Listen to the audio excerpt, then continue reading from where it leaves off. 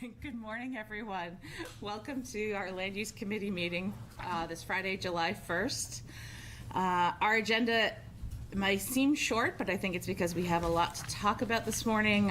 First on our agenda is going to be our presentation of our feedback from our ADU focus groups, which we got the draft report last night, and then discussions so that we can give staff direction regarding any zoning changes and what direction we want the red lines to come back to us. So, with that in, Beverly, Sure. I don't know which one of you would like to begin. Go right ahead. I'll kick it off. This is, in fact, the Public Involvement Summary Report. It includes both the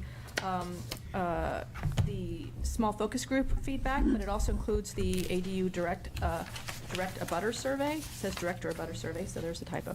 But the direct abutter survey, we don't have all the results in. I believe we have maybe 22 responses at this point, but we will keep updating that as we prepare that for the City Council. And we'd like to provide a little summary of that information. And that's the actual That is provided spreadsheet. in the that is spreadsheet. separate.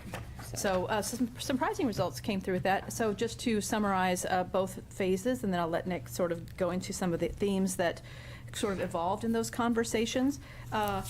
We had small focus group meetings between June 9th and June 15th. We met with previous applicants, architects, engineers, and 3 neighborhood representatives. Not necessarily people who have who have ADUs next to them, but folks who are involved in their neighborhoods and might provide some input about what they would be concerned about as we moved forward. And then the ADU Direct Abutter Survey. This was a curated list of abutters. I think we ended up sending over 200 surveys out. These were mailed to direct abutters only of approved ADUs. We asked for, I'm sorry. Somebody needs to click that, I think. Oh, somebody like me. Sorry. Sorry. So, I'm not looking at it. we sent them actually a letter, and in the letter there was a link and a QR code. And I think we're well past our 10% response, which is a pretty good response rate for a survey. We'd like to see a little bit more, but we'll continue to update that data as it comes in. So what you have in front of you reflects the information that was provided to us yesterday. Full summary table is provided in attachment C. And then we also have a full list of the attendees for the focus group meetings. That's provided in attachment A. The gray highlighted last column identifies who actually attended the meetings, and then the full list identifies who was invited. And then attachment B is sort of a short summary of the comments we received as best we could capture them. And then we also sent those out to the moderators, many of whom are, well, actually all of whom are in this room today. And if we didn't get your updates, I apologize. We will make sure that those are incorporated into the final, just because I hadn't had a chance to review that. So at that point, I'd like to just push it to Nick to talk a little bit about the key themes that emerged and how we are sort of casting those themes to guide our regulatory update. So I'd go ahead and pass it to Luke. I'm sorry, Luke, I should okay. introduce Luke. That's right, sorry, I should have brought that up. Lucas Cowan is our intern. He is a third-year student at UVA. He is here through mid-August, and he'll be supporting some of the regulatory updates, doing some work for staff to help us prepare for different types of projects we're working on, and probably applying for some state funding for our Phase 3 regulation updates, because there's a great deal of funding available through the state, so Nick will be helping us with that application. But he helped put this together and has done I want to say he's done a deep dive not just into the survey data, but also into all the approved, which his first task when he sat down was to look at all the approved ones and help us to understand and provide that to Rick Tainter, our consultant, of all the ADU applications we have, what type of relief they were looking for. So that full set of data, I regret that I didn't bring that today, because that would have been a good thing to include in this for this group, but I can certainly send it out. Will be provided to our, and there's a little note on the side where we capture a little bit of that, but that'll be provided to our consultant who's supporting the regulatory updates as well. But anyway, I'll let Luke talk about the key themes. Sure. So one common theme we heard throughout, especially in the ADU applicants focus group, was that the difficulty navigating the process, knowing where to start. There's no real step-by-step process, and a lot of the terminology can be a little confusing for someone who's never applied for an ADU before. Some people even had to hire like a lawyer, a lot had to hire architects in order to just even get started, which could, the cost of just applying for approval could go up to $20,000, which is pretty expensive for an already expensive project. Dimensional relief. Yeah, so a lot of the architects, especially in the focus group, indicated that the square footage that was allowed, especially for garden cottages, which is only 600 square feet compared to 750, which is allowed for attached ADUs, was quite small and was not really a livable space. 600 square feet is not big at all, and they also talked about, I mean, it's basically the size of a two-car garage. And then on the right there, I've got a staff note of when I went through the current ADU data of already approved ADUs, and 17 of the 30 have had a variance that have been built and approved since 2017, which is quite a few. And also there's a considerable cost and risk with this process. Like I mentioned before, just applying could run as high as $20,000 for land use approvals, and that can deter potential applicants. And then there's also a risk that comes with that. You're not guaranteed to get approved if you're applying for a variance, even if the request is simple. And a lot of the times, you are going to be applying for a variance. Luke, if I could stop you, because I want to also, on the dimensional relief, spend a little time, because it needs to be reflected, that although it is a barrier, we also found that from some of the responses, both from the survey and from the focus groups, that it's also a sense of protection. There was some reaffirmation of particularly the parking standards and the restrictions on short-term rentals that came forward. And then I think Luke will talk a little bit more about that, but there is also a interest in making sure that we adhere to some of those protections. Parking emerged as a big one in both the survey and the, well, primarily in the survey, but I would say that, but the dimensional relief and size it's a thing that goes both directions. Yeah. And then the architects also indicated that after doing feasibility studies for some of their clients didn't want to move forward just because of how risky or expensive the process would turn out to be.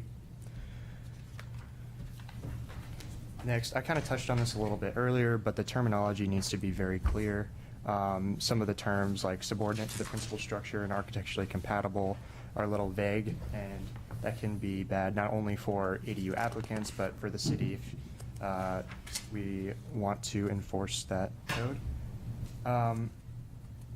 And then the biggest themes we found throughout the survey, so we got 22 responses out of, we sent over 200 letters in the mail.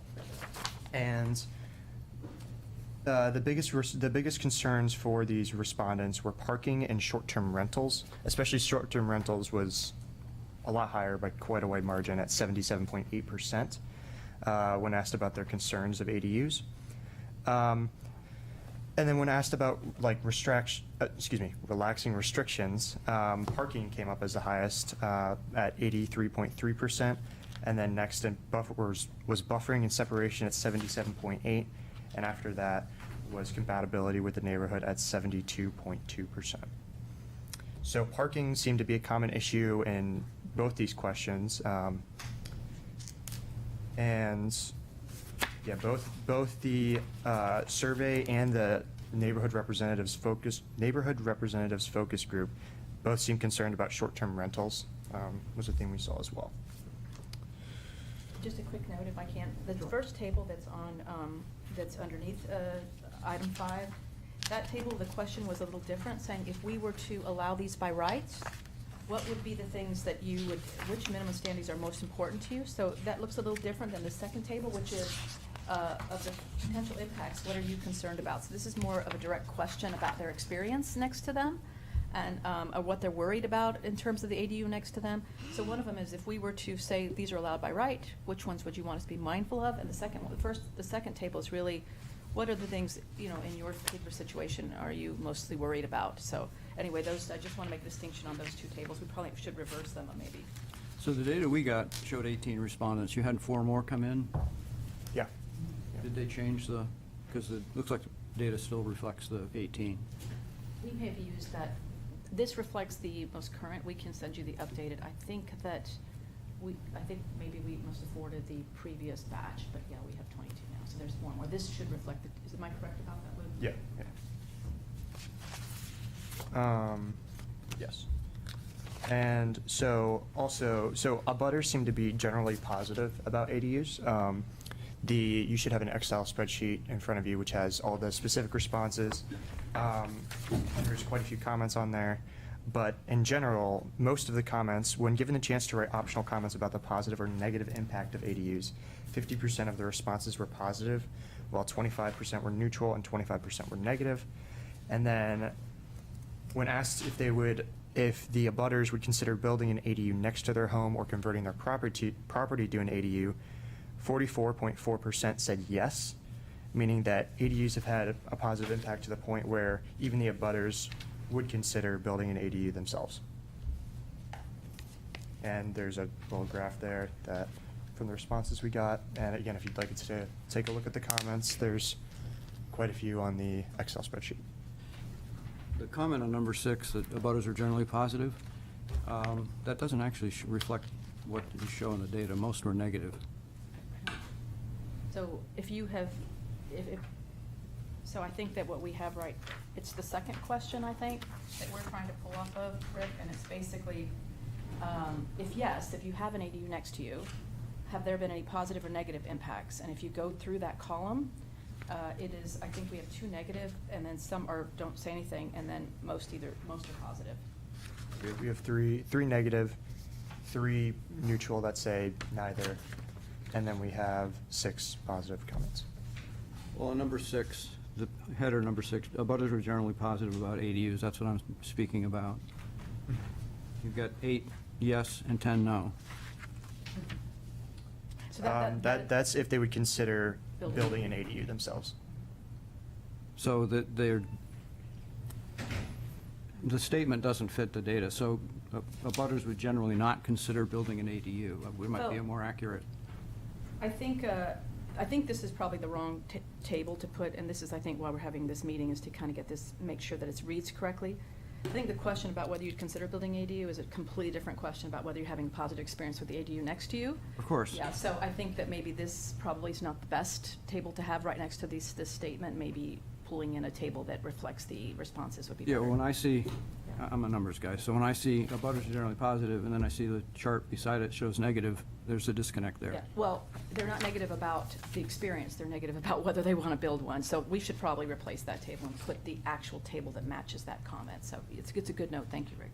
And just a purely technical thing, where you've got on the order of 20 people responding, by reflecting the percentages down to the decimal of a percent, you're inaccurately representing the precision of your data. You're plus or minus 4 to 5% with one respondent changing. Yeah. So you might want to just round it. Okay. Okay, thank you. That's a good suggestion.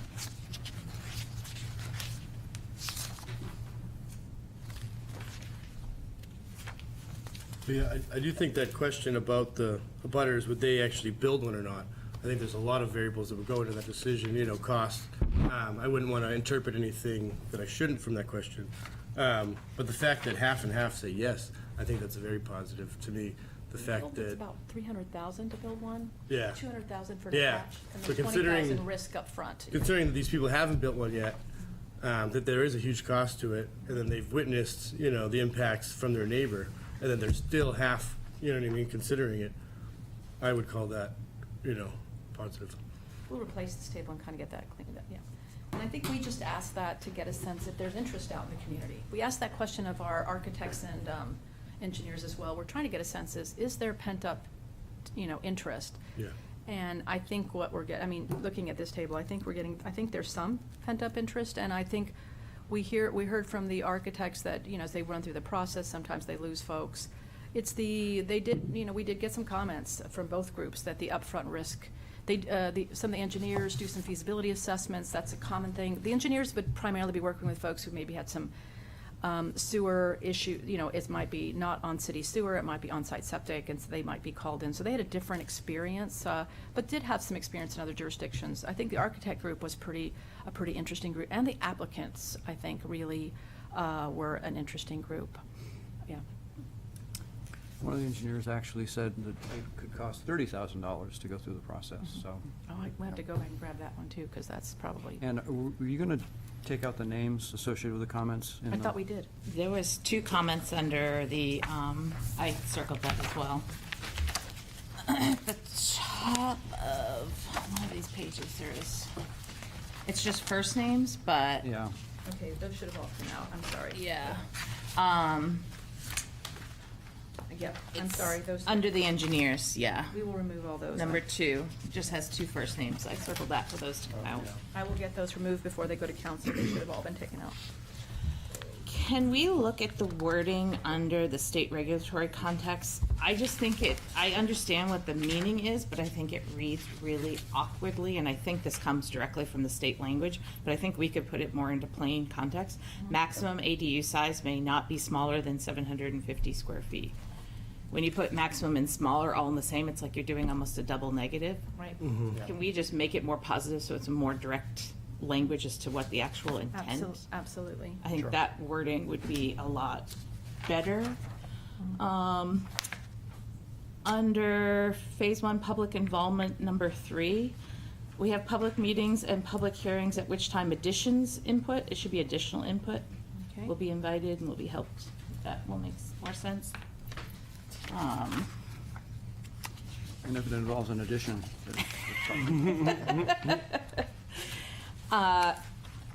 Other comments I have are really just more notes that I took as I was reading through some of the feedback.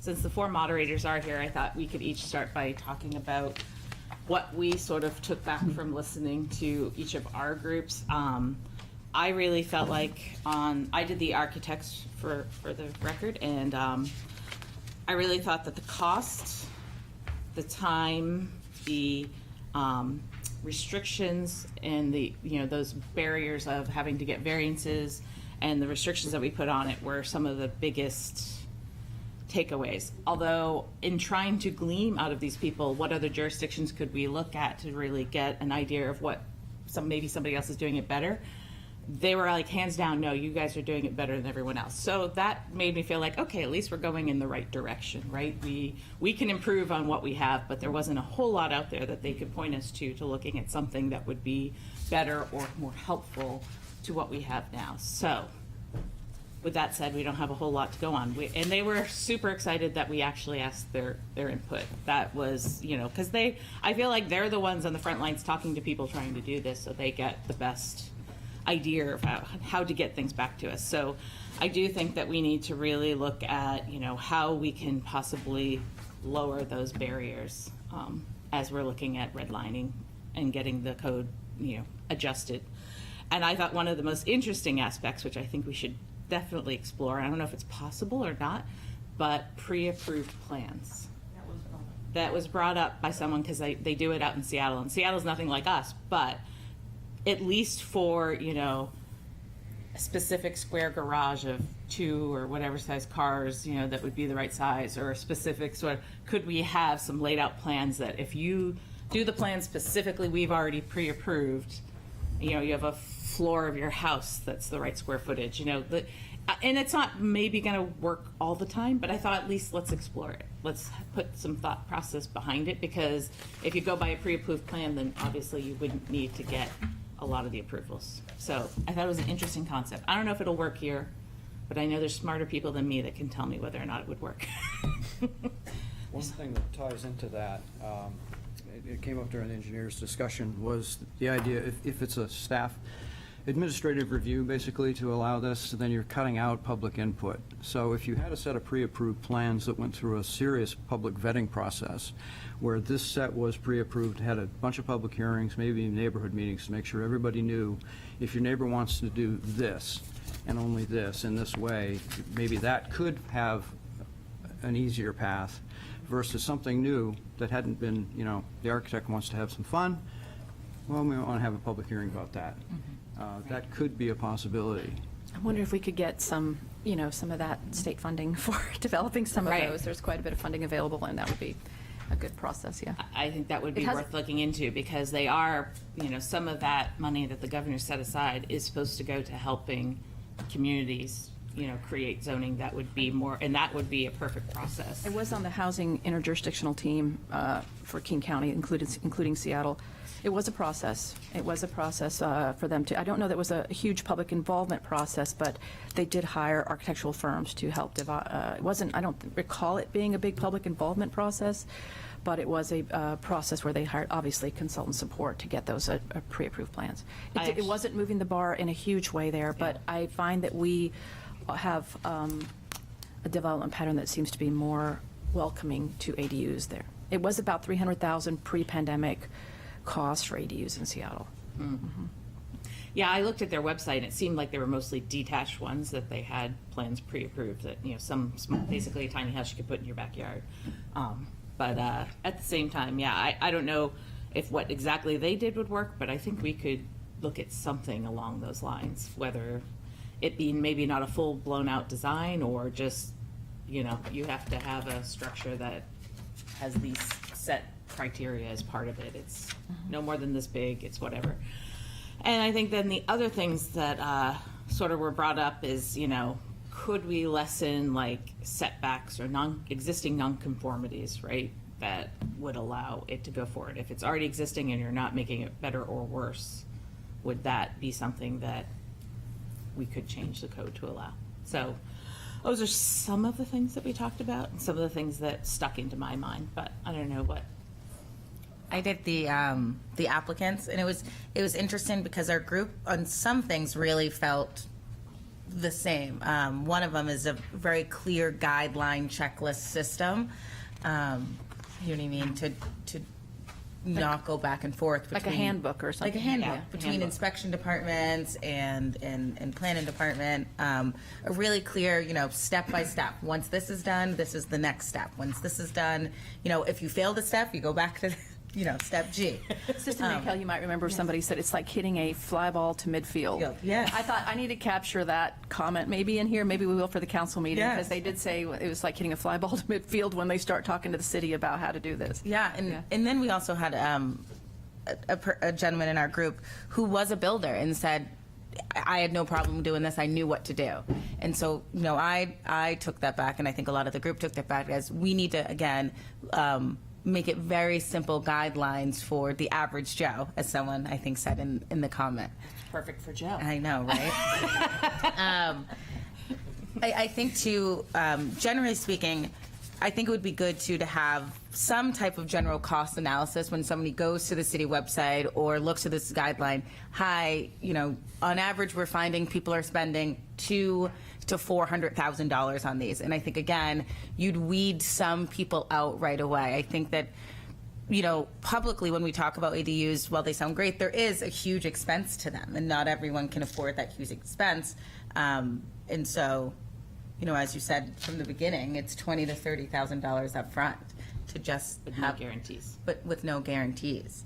There were also a big thing that I think we definitely need to work on communication-wise, as Beverly, I think, knows, is there was a huge amount of the applicants who didn't know there was a renewal process. Yeah. Yes. And part of in that, the approvals, it does say annually. I for know, the record. but part of the question is, does it need to be annually?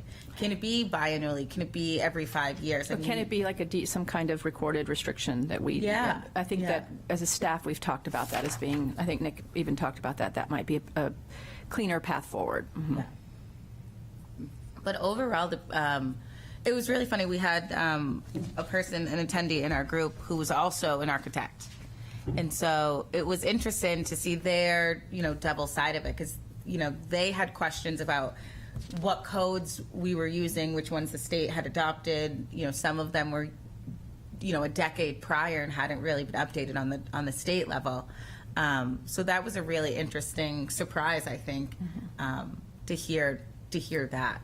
And so, but I think overall, while there was some general frustration, mostly again in the guidance of how to complete the project if you had no prior background, most of the feedback was positive. You know what I mean? They are happy, obviously, with their either garden cottage or attached.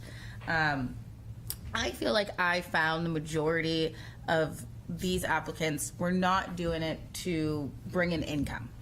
They were doing it to have a place for a family member, to extend living area, to, you know, most I would say preemptively for family. So I thought that was a really interesting takeaway from this, is that they weren't really rented openly on the outside market. Again, we only had 5 attendees, but so that was interesting. I think maybe just one was on the rental market. It might, I can't remember exactly. We did ask the question, though. Yeah. I don't know if it's captured in the notes, but that's my recollection as well, that they mostly did it for family. Yeah.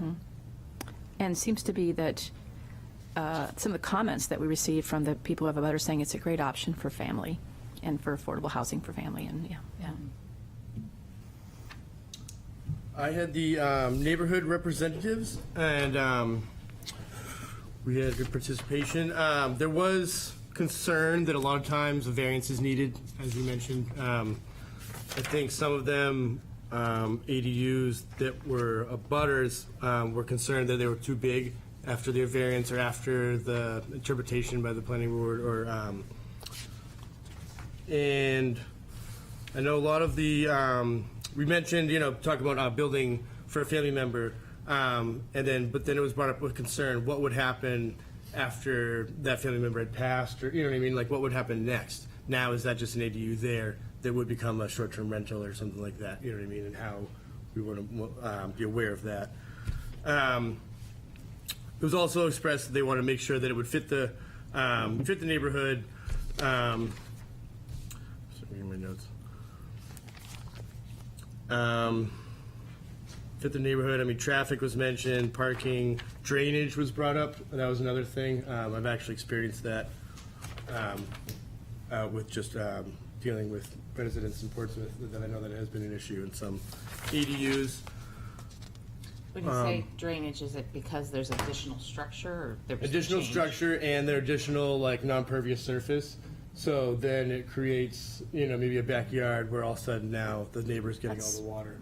I mean, I think that is important to capture, at least in the narrative somewhere, because I do think anytime we're adding new impervious or new, it is a concern of neighbors. Yeah. And I think it's a concern because they may already be experiencing some sort of, so I think it might be important to really capture that somewhere in the narrative, that it is, and I know because anytime we introduce any new projects, that is always a concern, because there probably already are some existing conditions that, yeah. Yeah.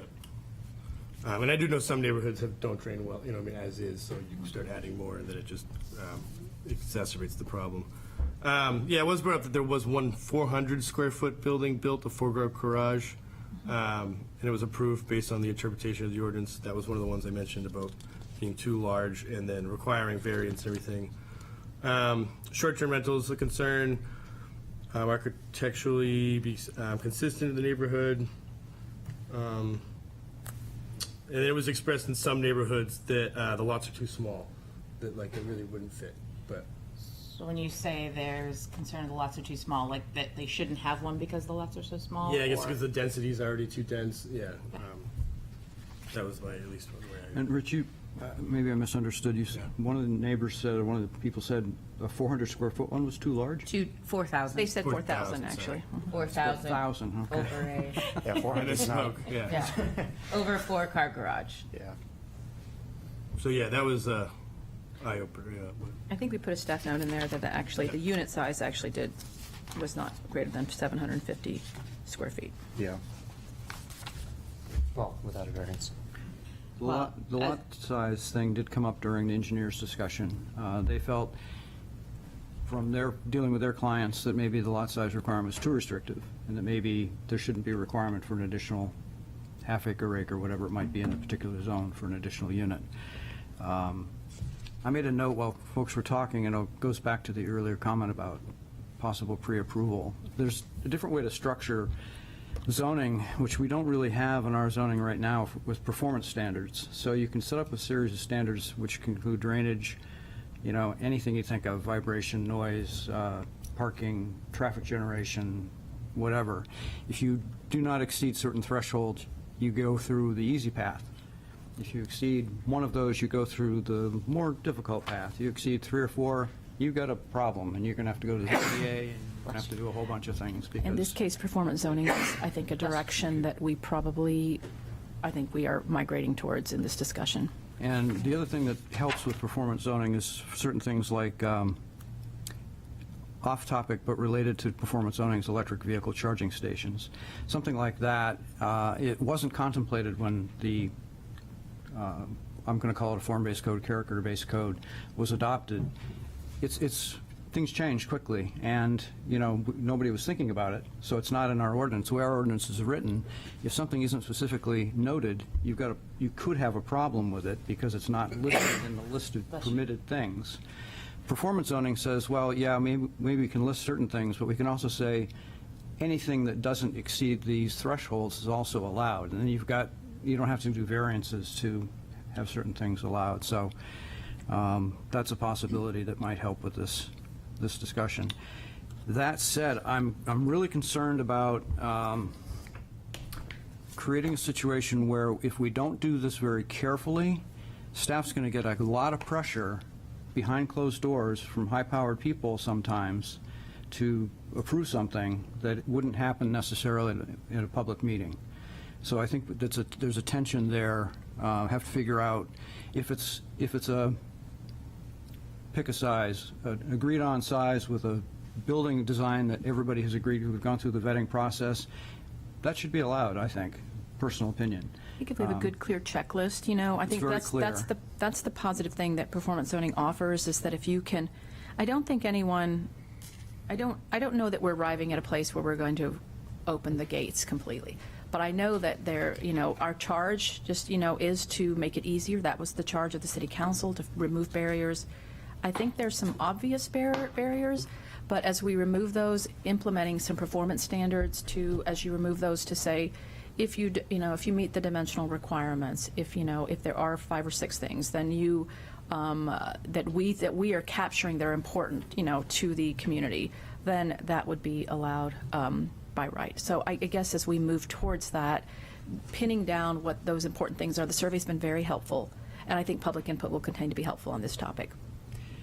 I remember there being an application fairly early on in the ADU requests, and it was, a 2-story house, and they were basically splitting so that there'd be an upper unit and a lower unit as people were aging, and they weren't changing anything outside. Nothing was changing except for the interior of the house. Mm-hmm. That to me is like a no-brainer. It's not affecting anyone. There's more density there, but they had already enough parking, off-street parking. They already had everything outside that they needed. So I feel like things like that, we could find a way to make those the easy. Yeah.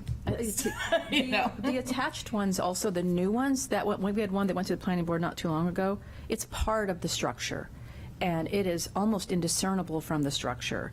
That, to me, was a pretty clear example. I mean, it was really, you wouldn't know driving by that there was an ADU there, and if that's not compatible. So those attached ones, I think, are less problematic. The detached ones are a little bit trickier, and that will be, but I agree with you. I think there is some support for that idea, because just based on what's gone to the planning, what I've seen, what's gone to the planning board, it's part of the structure. It's not discernible. Right, it's like the basement level. Somebody turned their basement into an ADU. Or even above the garage, there's some dormers, but you aren't aware that it's even there. Yeah. But tying into what Rich said, and I share the concern, we have to think long-term, because this is a matter of public policy. So let's say Grandpa passes away, and now you've got the physical 2 units. The condominium statute allows me to convert that into 2 saleable condominium units. Well, not now, not the way the ordinance is written. State law preempts that. What do you mean? State law says if you've got something that physically exists, you can convert it to condominium units. So are you suggesting what we have on the books isn't enforceable? I haven't gone that far, but I know the condominium statute, so we just have to be careful about this. Well, we need to answer that. That needs to be answered.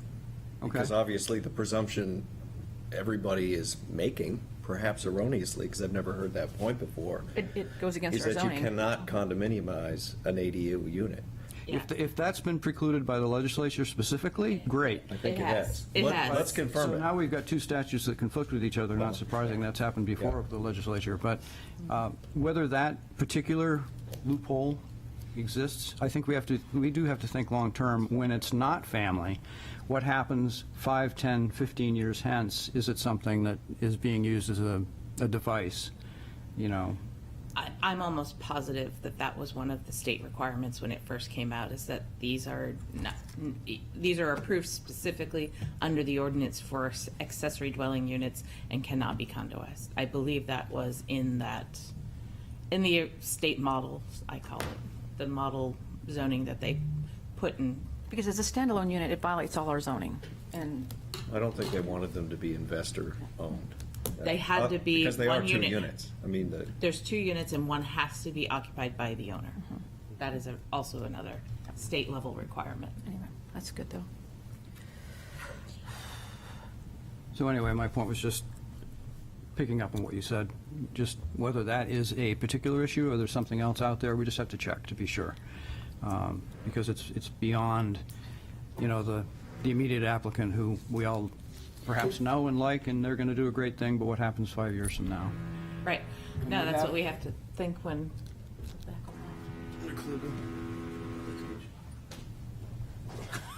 I'm like, is there an alarm? Should we Yeah, need to that go? sounds. We're building an ADU. Also, maybe, I thought it was like a fire alarm. It's getting no, nervous. it's not actually in the public, the survey, but it might be. I think, if I was to think, sometimes at the end of, when we get to the regulatory red line, sometimes it's worthwhile asking another question of the community. The folks who have, like, at least one comment in the abutters, and sometimes the people that respond to surveys are the angry people, so I was really pleasantly surprised that it was really, it was all different kinds of experiences reflect the respondents, but previous tenant was respectful, the current tenant is respectful. And so I think to, presume that if it converts, that it's just going to convert to a party house, I think that those go to, students, I think they go to young professionals, I think they're not big enough really to host families, so I think there's a concern I have when we start to presume that just because it moves from a family member to somebody who needs an affordable unit, that somehow they're going to be less desirable. And I just want to ground truth that with some of the experiences that we're seeing, because I don't know that there's, it makes me uncomfortable. I didn't mean to suggest there was a problem with that. No, I just know you wanted to be didn't, but I think watchful. that there is a sense that, because we have heard that if it does, and so I think that, and that, I think the issue is really centering around the idea that how do we catch those short-term rentals? That is a real thing, and we Right. know that that can be problematic in neighborhoods, and they're not allowed now. They're not. But- And anyone who has a short-term rental issue near them should report it to the city because Yeah. they will be shut down. But that's a state-level battle that will be ongoing probably for the next few years, whether or not we are allowed to prevent those from happening. But I think the idea that they have to be, one of the units has to be owner occupied. So the idea is, of course, they're living also next door and in close proximity to these people. So the people who own the units and live there should want the person to be respectful and hopefully. And they live that's- there. Yeah, they don't want a party going on every Right. Saturday, yeah. Right, they shouldn't anyways. If they do, then they have a problem too, and then we have a bigger problem, right? One we can't really solve. But that's the theory. The theory is because one unit is an owner occupied that owns both units, would want to make sure that whatever tenant is in there renting would be a respectful tenant that wouldn't cause issues in the neighborhood. That's the hope anyways. It made me think about also that annual certification that you are still, it's still owner occupied. I mean, there's ways we can sort of check that through the assessor's office about where their primary residence is, but also, and that's something we could do instead of having the annual certifications, we could check that. That's not, I think, a big exercise, but also keep in mind that, we have a whole host of zoning regulations that we don't tie to people's deeds. This is just not allowed. You're not allowed to open a business in a neighborhood. We don't put it on your deed. You're just not allowed to do it. Unless it's like it's a home occupation, but you couldn't, open up a floral shop and convert your house to a. There's you can't make your fence higher than 6 feet. There's a whole host of things you cannot do with your property by ordinance, and we don't require that you certify every year you're not doing it. If you are going to be doing those things and it's causing problems, you might want to be on good terms with your neighbors, because we find out most code violations through abutting properties. So it's just something to think about as we move forward, is that the biggest police force we have out there that kind of help people stay in line is the neighbors. And some people, you can anonymously report that these people do no longer live there. But I just want to just make a note that while we do have that annual certification, I think that probably there are better mechanisms, to keep track of that, primarily maybe through the assessor's office, but also I think through just anonymous reporting for people who are concerned about it. To go back to your point about the condominiums, you know why it's okay? It's because these are only in single-family neighborhoods. What we're talking about is ADUs in single-family neighborhoods. If your zoning already allows for multiple units, then yeah, it's not technically then an ADU, right? We're allowing 2 units in places that should only have 1. And I think that's where the disconnect, I had to think about that for a little bit. And I just checked, if you define it correctly, you can't do a conversion. So, we're good. Yeah. I knew that had to be in there, and I knew there was a reason. And I'm like, wait, because these are all single-family neighborhoods. There shouldn't be any condos when you have a single-family neighborhood. Well, you can have a condo. But not a condom, you know what I mean. Yeah, I know what you mean. On one lot. You can have one condominium lot, but that's just one. All right. Any other inputs regarding this? And if you guys have more, if you review this a little bit further and have more additions, like comments that we all heard and want to make add, we'll Yep. just send them, I guess, to Luke. I Would probably be counted the the best person. respondents, and it looks like this one only has 18, so I think we sent the. Yeah, the last one that you sent me, I think it had like 18 or 19, if I remember So counting we correctly. will get the updated version to you, and then update this accordingly. I just want to review the timeline with the Land Use Committee. So this public summary report corrected. Thank you for your comments, all very good. We will get this cleaned up and out of the draft form. Might incorporate some different quotes and move the tables around to make sure that they match. Thank you for that comment. That is confusing. And then have an updated version of the survey. This is going to City Council on July 11th. So it'll be this, and Luke will be doing a PowerPoint, walking council through the results of this outreach. We will be taking it to the planning board in their July meeting, recognizing that probably sometime in August we'll bring the draft, the first meeting in August, we'll bring some version of the draft red lines to the Land Use Committee for our first meeting. And then once the Land Use Committee has refined those will go to council. I'm hoping for the second meeting in August they'd go to council for their review and submittal to the planning board. And so we will be sending those out. I will be meeting with Mr. Tainter over the next month to work on some of these issues, and your feedback's been very helpful. We'll look for a second round of that when we bring red lines forward. And that'll give us a chance for the actual data to get comments both from City Council and Planning Board before we Yes. bring the red line. And the the I think- actual zoning and forward then- to look at. And a more finalized survey, which has been out for, I think that by the time they receive their letters, it's maybe been out for a full week now. So hopefully, and that we will be able to, round out that survey data and make sure it's updated. We'll try and get it, our deadline for council is Tuesday, so we'll try and get the latest and greatest in there and then be prepared to talk about it with the planning board at their July meeting as well. Luke, when do you think you can get the revised spreadsheet? Or do you already have it, you just haven't sent it? No, I don't have it, but I can. We got it yesterday, but I know I saw it, but I couldn't find it, I thought, so I was, I will double check. I know we have 22, but I'm trying to figure out where that spreadsheet is. Yeah. We can get it to you. The only thing is, it takes a minute to format it. There's a lot of names in it, and it's really just it's not a very usable file till you kind of get the names out of it, Right. and make sure We're trying to make it scrub truly anonymous so Yeah, that and there's then nothing also, attached to it. there's Luke had a little trouble because there's a lot of weird characters somehow got captured in it. I don't know why. Whenever anybody puts an apostrophe, it inserts a bunch of random characters, like a little trademark, little dollar sign or something. So I gotta Something my kinda- printer does on I gotta occasion, yeah. scour through the whole thing and Yeah. make sure. So get all the names out because I don't know why, but it must be a typical thing. It wasn't part of our original question that we submitted, but there was I guess, an email option that got captured and names. And so I know some of you got the bigger report, which we did not send out to the whole group, but it actually had quotes from specific people. So we're trying to give people an option to provide as much anonymity as possible. Even though we did include the attendees to the event, we tried to prevent their actual comments to be, so that people feel comfortable in speaking their mind. But so that's the general timeline.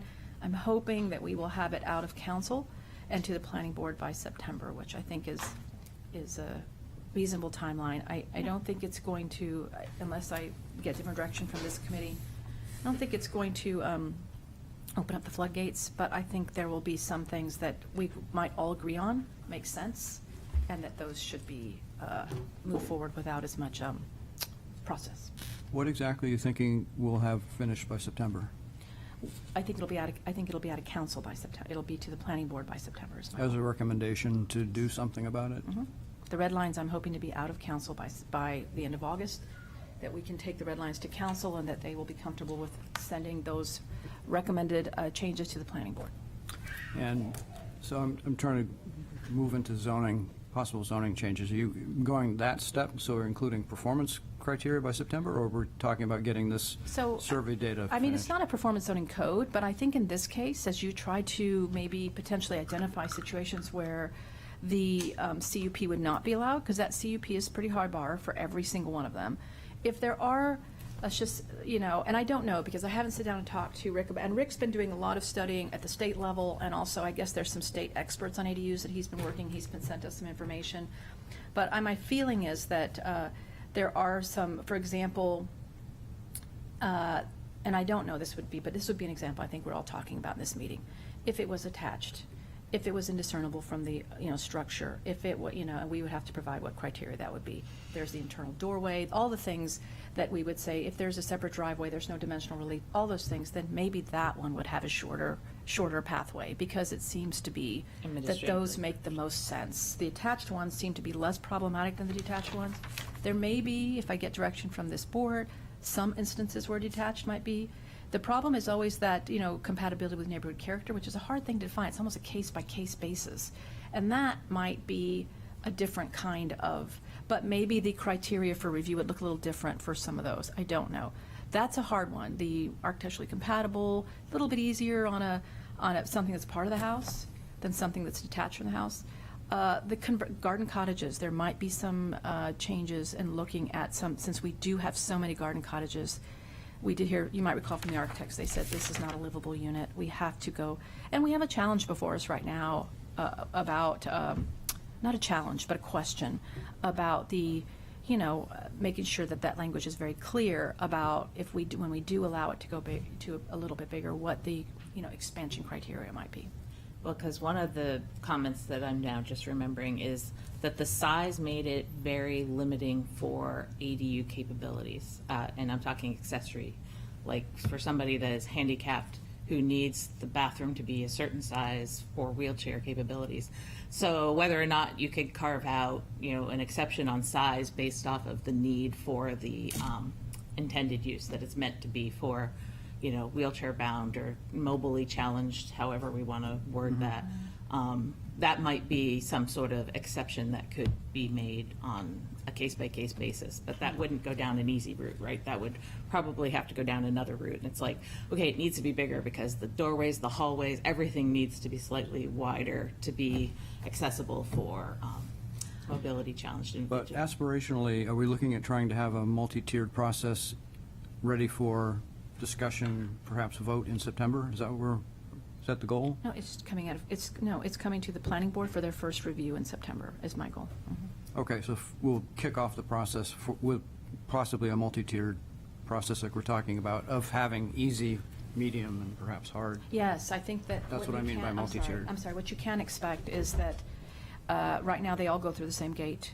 There may be an easier gate for some, subject to criteria, and there Okay. may be a couple of dimensional tweaks that we have to take a look at. That's kind of where I'm thinking, I'm hearing from this committee today, is that figure out the low-hanging fruit, the ones that are least problematic, that we usually go through without much difficulty. Figure out the frequent flyers based on the data that Luke has pulled, looking at all of them, the feedback we've heard from our engineers, applicants, and architects, and then see what we can do to, where we might be able to work a couple of dimensional corrections or clarifications of language. We have heard from the community different things about the intent, getting the intent correct. Maybe we need to be very clear about the intent, and that's always a good thing to do in zoning, is to state where you're not sure, recognize that this is the intent, and so, but also clarify things that have created some ambiguity. So this is sort of the charge, And I don't expect to see a brand-new ADU ordinance, because I don't think we're there at a point, but I do take the charge given to us seriously that we should identify where we can remove barriers. I think for sure, the three things that I hear from listening and reading this report is the three things that we need to keep as concerns in mind is the short-term rentals, the parking, and really privacy is, I think, what you can take a lot of the setbacks and other issues. It really just boils down to privacy of abutters. So I think that we need to make sure anything we write keeps those things as sort of Understood. top concerns, as well as the top barriers that we're trying to Understood. eliminate barriers and take in consideration concerns. Neighborhood character. Yeah, exactly. If there's nothing else, anyone, any other input? Then I will open it up to the public. If there's anyone from the public that would like to come up and sit in a chair at a microphone.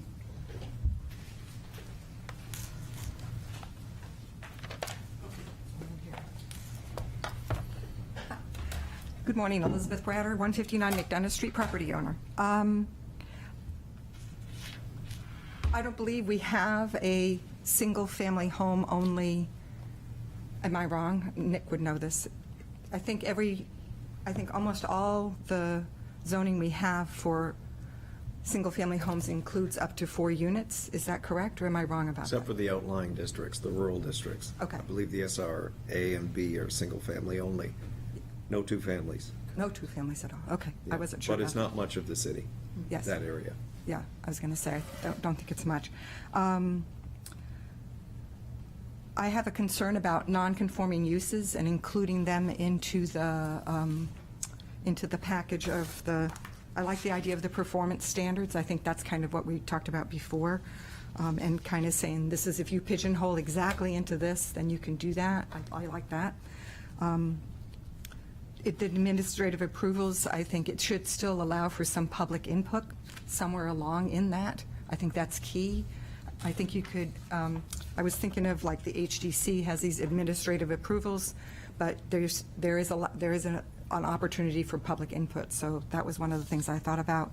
And the question that came up when you were talking about the opportunity to turn it into condos is, what about if the owner moves?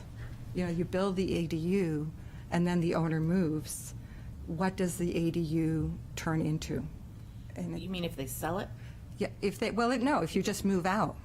Well, it has to be owner occupied, I one underst- of the units. Yes, I understand what you're saying, but what I'm saying to you is, if I own a unit and I put in an ADU, and 5 years from now, grandma dies, and I decide to move to a different house in Portsmouth or wherever, and now my house is being rented out, You can't. what happens to the ADU? You can't happen because one of those units has to be owner occupied. I hear what you're saying, but, But that's, you have to sell it You to have to somebody sell else. Or get rid of the ADU. Right. okay, Which won't be the likely option, right. given But the investment. That was really what I was thinking Yeah. about, is that you could put it in, now grandma dies, you're not taking care of her anymore, you want to live in that house. You move out, and you're going to rent it now. Yeah, you're and gonna have then to your sell ADU it. So you But have to sell that's a it. really important consideration for people going into the process to understand. So it's an Right, excellent right. question. Right. To make So sure that's clear. Maybe have something in there that says, oh, by the way, It does lend that a more sort of, I would say, strength to the idea of having a deed restriction on there, because then it would be captured as part of the conveyance. Okay. Or would it not? It would. You couldn't really put, because if they already own the property, you can't, it would be hard to do a restriction on the deed, but we could do something recorded at the registry, putting restrictions on the property. It could It would be be. captured as Yeah, part of the at a conveyance. And I closing. think. In the title yeah, search. It wouldn't technically be at a closing, but something found at a title search. So the city could put on, this property is restricted to always be owner occupied because it has an approved ADU. Just You would could want, put- in all fairness, to people who are looking to buy, that they Yeah, understand that yes, this is not an investment property, this is not your future. Correct. We could create something like that. It would put a restriction on the property. Okay, so I'm a title attorney, so this is why I get that's very, why. very about these sorts of things. Like useful to have you in the deed itself is probably like, I already own my property. We already have a deed, but we can then put something else that then restricts that Understood. property. Understood. That's. I just So- want to make sure that's clear. Yeah. and so that was my concern, was that, and the other thing I think that people need to keep in mind is, a lot of times when people decide to put in an ADU, it's because they're already in family crisis, What are we going to do with mom? What are we going to do with grandma? What are we going to do with Uncle Joe? Those type of things. So they're making decisions at that time in a crisis situation, and they don't always think about what comes next. And therefore, I think what you talked about is that it needs to be very clear when you do this process. And when you talked about the little guideline book, I thought of Juliet Walker did that when 105 Bartlett Street started and everybody said, what happens next? She created a sheet, which I still have, that says this is the process and how it goes. And I use that same sheet when I follow any other development. So a sheet like that, a guideline sheet that shows step 1, step 2, step 3, and the things that you need to understand about those steps is key, I think, for people, because most people don't understand zoning, and they are very reactive in what they're doing when there's a crisis. They heard that, Liz, I think, yeah. Yeah, I think the deed restriction is a great idea, but it's not going to solve the problem about someone moves out and wants to rent it, because unless on that list that they have, they realize, you know, that if you move out of this and it's no longer owner occupied, you must either sell or, you know. I mean, it could be just. Right, get rid of the ADU. Those are your options. And I think even if we put that on record, and because they just move out and rent the property, you're not going to find that out. Nobody's doing title searches. So I think having that as part of the end, sort of the checklist, you know, moving forward, this is why we had the annual check-ins, was to make sure that somebody was still And that living could be there. included in that at that Right. point, I think that's to make good. sure it didn't get changed. Yep. Anyway, that's my 2 cents. Thank you. Thank you. Anyone else? Morning, Peter Huda, 280 South Street. I think this is excellent work. There's still a lot of questions to be answered. One thing that comes up in listening to the discussion here is, I live in the South End Historic District. Is there an interface here? You're speaking about pre-approved and the effect, what effect would this have on a historic neighborhood if you're not looking at or bringing them in to do their thing as this moves forward? And has that been considered? Well, I'll kick it to Nick, but I'd Yeah, just like to say that I don't know in any case that we would propose not including HDC as part of the I hope review. not. Yeah, HGC would have So to be that's, an approval I don't no think matter that will what. ever fall away, and I Yeah. think that, Override yeah, that's an HDC. important. We'd still have that protection. design Yeah. review for HDC for any alterations, so there would be a full notice to everybody and a public hearing. I think that's important. I It think. is. Okay, Yeah. okay, 'cause, They're yeah, it kind of wasn't really exempt. clear if you were even We're not thinking- there yet. I Okay, mean, we're okay, just yeah, starting sorry. the conversation, I'm thinking but ahead. Because on that, it would definitely need HDC approval and public comment by your abutters, because all of us are under, in the HDC, are under different regs than everybody else. We would Yep. not, we would not want to change that Yeah, process. we're not touching that. Thank you. But it's a good point to make so that we are Anyone more else? clear about it. Yeah, we want to make sure we're clear. Hi, everyone. Liza Hewitt, 726 Middle Road. I'm probably going to jump around a little bit because I had a little something, and then, of course, as all of you spoke, I had a few other somethings. So, excuse me. I guess, again, and I've already brought this up, so it's not going to be any surprise, the standards themselves, and I have concerns about some of those, some of which I voiced in the focus group. I don't think it was clearly captured, although I know it was recorded, so I know the powers that be watched it, and Mr. Tainter was on that. I would love to meet with somebody for 15 minutes and just, I would love that, thank you. Just to make sure, because I think as an abutter, and having gone through that process as an abutter, there are some questions about the way those standards are written, and I think that if you're going to go through this process thoroughly and make changes in some areas, why not just, you know, and I know you're probably already looking at that, but I just want to make sure that that's part of it. So I'm not going to go through that right now. I still personally have significant concerns about ADUs approved without planning board approval for a CUP. Although I do feel less concern about kind of those internal ADUs that do not change the external home characteristics or structure of the outside. So that I will say, in that case, not quite as concerned. I feel abutters should be given the opportunity to speak in favor or against an ADU under consideration.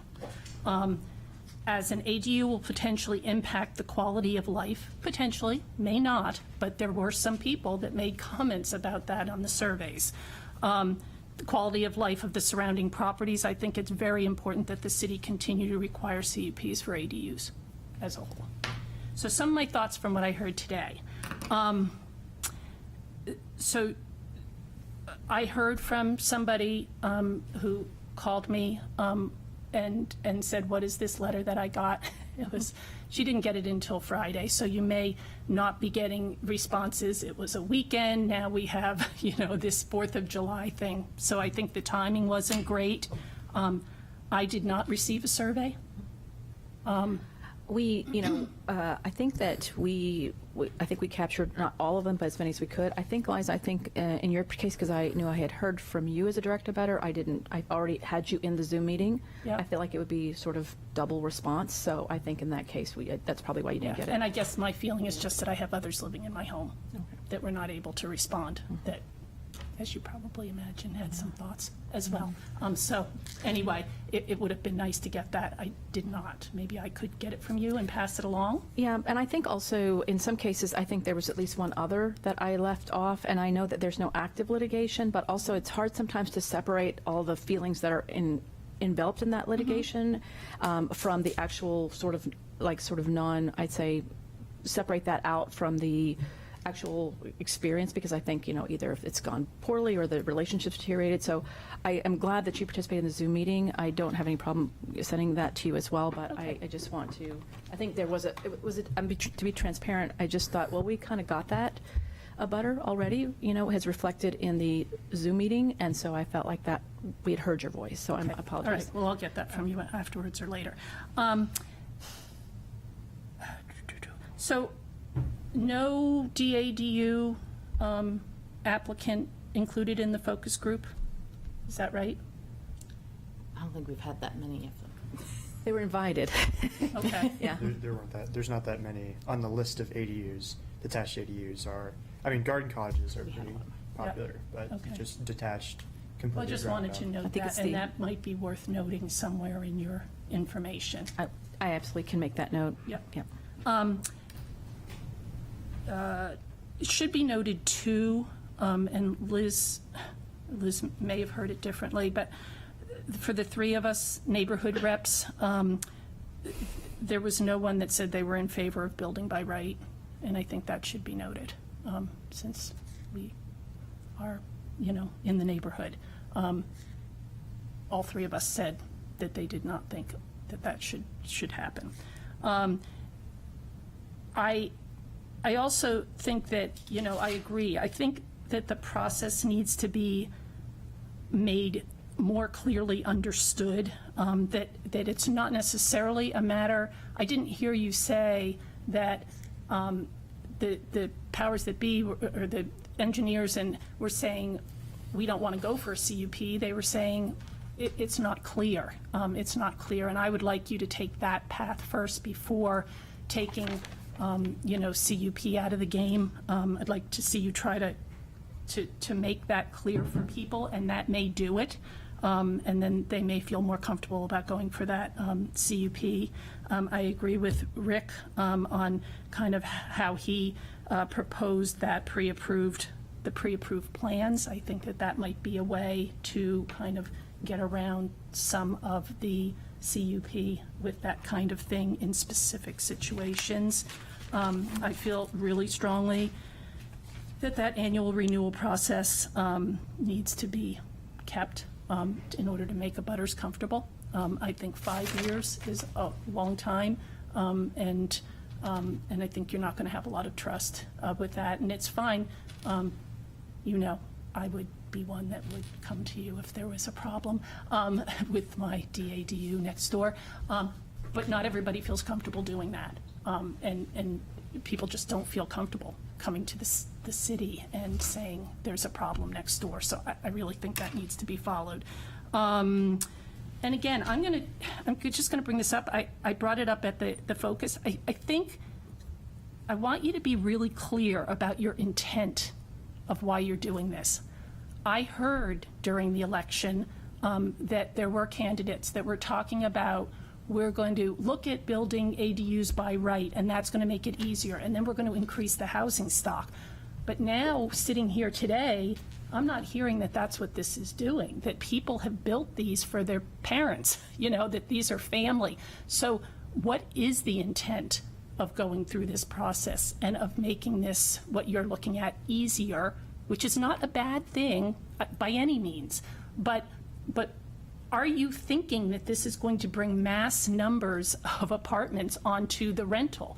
And if not, those people that need a place for Grandma Jane to live out the rest of her life are going to do this regardless. Whether it's easy or not, they're going to do this. So I just want you all to be real clear about your intent in making these changes, looking at this, spending this time about why you are doing this, and is this really going to increase housing stock, which I feel like is what the city council suggested this whole process start over. So I just would love to make sure that you are having some conversation around that.